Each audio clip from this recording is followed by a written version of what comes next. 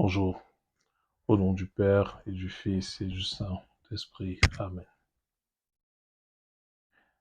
Évangile de Jésus-Christ selon saint Matthieu, chapitre 13, versets 36 à 43.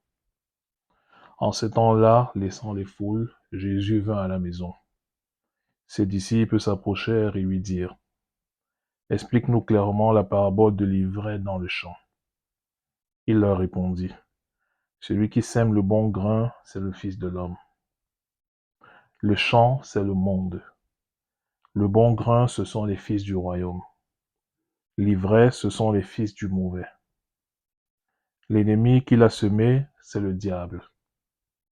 La moisson, c'est la fin du monde. Les moissonneurs, ce sont les anges. De même que l'on enlève l'ivraie pour la jeter au feu, ainsi en sera-t-il à la fin du monde. Le Fils de l'homme enverra ses anges, et ils enlèveront de son royaume toutes les causes de chute et ceux qui font le mal. Ils les jetteront dans la fournaise. Là, il y aura des pleurs et des grincements de dents. Alors les justes resplendiront comme le soleil dans le royaume de leur Père. Celui qui a des oreilles, qu'il entende. Alors, au tout début de cet évangile, il est dit que Jésus vint à la maison. En réalité, cette expression est à comprendre d'un point de vue spirituel. Jésus vint à la maison signifie tout simplement qu'il vient frapper à la porte de notre cœur, qui est notre véritable maison.